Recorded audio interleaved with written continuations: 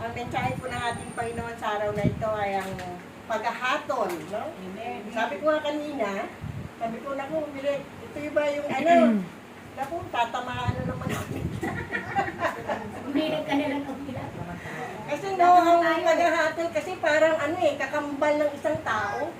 Diba? Kakambal natin lahat yan Ang pagkapalang hindi maiwasan dahil syempre tao lang tayo, nahina, no? Kaya minsan talaga kakambal natin yan na hindi talaga maiiwasan ang paghatol. Kasi kapag ikaw ay palaging nangahatol sa ating kapwa, sabi nga daw ng Panginoon, ayan din ang sukatan. Kung ano ang sukatan mo sa paghahatol ng kapwa mo, ayun din daw ang sukatan ng Panginoon sa paghatol sa iyo. Amen. So, kaya minsan mag-iingat tayo. Kaya kanina, no, nakinig ako ng homily ng pari na paborito namin sa kanila. Sabi niya nga daw, ang mag-iingat ka daw sa paghatol sa kapwa, lalo-lalo na sa sarili mo. Kasi dapat daw usisahin daw natin ang ating sarili, no, sa paghatol. Kasi hindi mo sasabi na na hindi ka nangahatol, hindi ka judgmental dahil hindi ka naman pintasera, hindi ka naman mahilig man husga ng kapwa. Pero yan daw ang dapat pag-ingatan, yung hindi lang hinihusga. Yung hindi nagsasalita pero deep inside niya, sa puso niya, may paghatol siya sa kapwa. No? Kaya, napakahirap. Kaya nga sabi ko, naalala ko sinasabi ng mga disciple ko dati, sa disciple natin dati, na napakahirap tumayo sa harapan. Dahil kasi minsan, pag nasa harapan ka nagsasalita, ang hirap magsinungaling. Amen. Diba? Ang hirap magsinungaling. Hindi ka makatingin sa mga audience na nakatingin sa'yo dahil alam mo nagsisinungaling ka Diba? Kaya kanina, first time siguro, yung pinakitinggan ko minsan, 2 beses kong hinulit. Kasi hindi ko matandaan yung iba na sinasabi niya nga. Kasi pagka daw na minsan kagaya niya hindi may iwasan. Humahatol tayo sa magulang, humahatol tayo sa ating mga anak, di ba? Kagaya ko nga na minsan sa mga anak, humahatol ka minsan, di mo alam kaya ako minsan, pag nagagalit, sinasabi ko mga tuwiran. Kasi hindi ko muna magulang tayo, lahat ng sinasabi natin tama. No? Isa na rin ako dun Isa ako na sumasagot sa magulang. Pero hindi naman pabalang. Kapag mahal ako sa mga matatanda talaga noon pa. Kaya lang minsan, siyempre mga magulang minsan hindi mo maiiwasan. No? Lalo na yung tatay ko siguro sa pagkakaalam nyo, napakalasinggero ng tatay ko. No? Pag nalasing yun, naku, grabe yung bunganga nun. Walang patawad yun, talagang mahihiyaan ka sa tao. No? Kaya lang, sinasabi ko pero sa aming 10, ako lang ang gumagawa na sumasagot sa tatay ko. Kaya sinasabi sa akin ng tatay ko palagi, bagay nga sa'yo yung pangalan mong Leonora.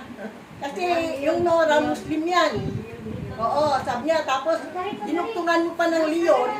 Kaya sabi niya, napakatapang mo. Sabi niya ganun sa akin. Kasi sa aming 10, ako lang talaga ang sumasagot sa tatay ko.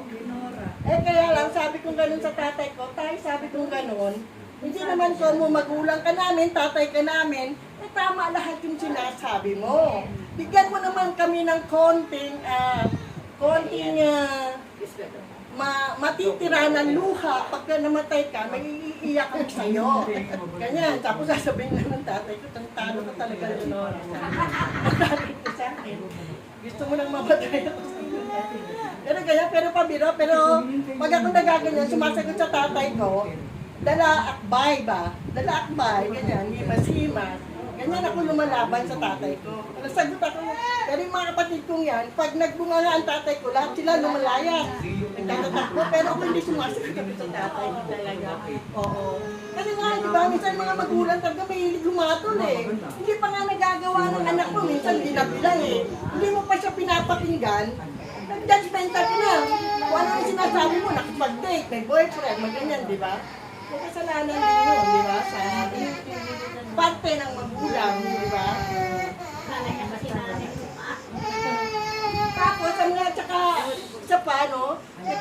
naalala ko yung verse na nung si Maria Magdalena na nasa plaza na gusto siyang patayin ng mga tao. No? Gusto siyang patayin ng mga tao. Gusto siyang di dumating si Jesus, di ba? Sa na gusto siyang batuhin, Sabi ng Panginoon, kung sino ang walang kasalanan sa inyo, ang unang pumulot ang bato at batuhin. Pero siyempre lahat guilty, lahat naman may kasalanan, walang bumato. No?